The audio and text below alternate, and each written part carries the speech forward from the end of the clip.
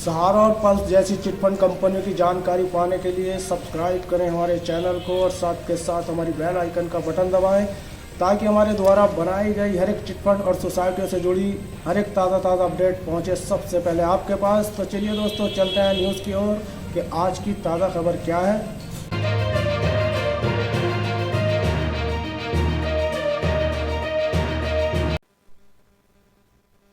सहारा scam, 90 crore में बेच दी सहारा समूह की 1000 करोड़ की 310 एकड़ जमीन, जांच के घेरे में संजय पाठक।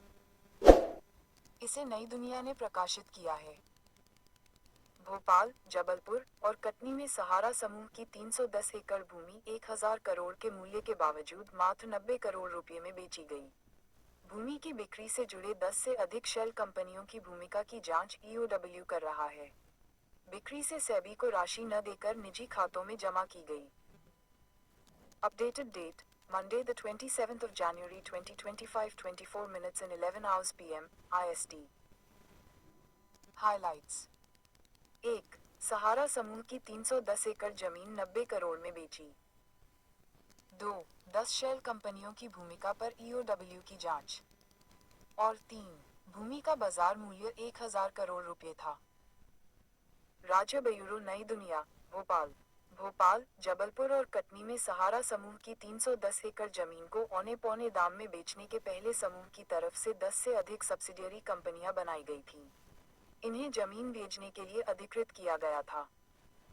भाजपा विधायक संजय पाठक के स्वजन की हिस्सेदारी वाली 2 कंपनियों को जमीन की रजिस्ट्री इन्हीं कंपनियों ने कराई थी। एक रजिस्ट्री में विक्रेता के तौर पर 10 से अधिक कंपनियों के नाम हैं। अब आर्थिक अपराध प्रकोष्ठ ईओडब्ल्यू इन कंपनियों की भूमिका की जांच कर रहा है। इस मामले में जल्द ही एफआईआर भी हो सकती है। ईओडब्ल्यू कर रहा जांच। ईओडब्ल्यू ये पता कर रहा है कि बिक्री से प्राप्त राशि किन खातों में जमा कराई गई। इसके बाद राशि कहां गई। कंपनियों को जमीन के विक्रय के लिए किसने अधिकृत किया था। जमीन बिक्री के लिए 1 करोड़ रुपये ब्रोकरेज शुल्क की राशि किन खातों में गई। ये राशि किन किन खातों में घूमी। कलेक्टर गाइडलाइन में नहीं बढ़े जमीन के रेट। सहारा समूह की बेची गई कुल 310 एकड़ जमीन में से 110 एकड़ भोपाल में मैक्सी गांव में है। सूत्रों ने बताया कि इस क्षेत्र की जमीन के रेट कलेक्टर गाइडलाइन में कई वर्ष से नहीं बढ़े हैं। ये भी बड़ा सवाल है। एक पूर्व मुख्य सचिव व अन्य अधिकारियों के दबाव के चलते जमीन के रेट नहीं बढ़ने की बात सामने आ रही है। इसका लाभ जमीन खरीदने वाले को मिला। 1000 करोड़ की जमीन 90 करोड़ रुपए में बेची गई। दूसरा, यह आवासीय जमीन थी जिसे कृषि भूमि बताकर बेचा गया।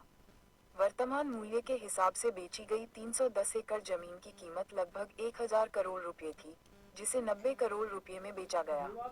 इस तरह स्टाम्प और पंजीयन शुल्क के रूप में शासन को 90 करोड़ रुपए का नुकसान हुआ। सहारा सिटी बनाने के लिए खरीदी गई थी भूमि। Sahara India real estate corporation limited और सहारा हाउसिंग कॉरपोरेशन इन्वेस्टमेंट समूह द्वारा विभिन्न शहरों में निवेशकों से धन जुटाकर सहारा सिटी बनाने के उद्देश्य से भूमि खरीदी गई थी।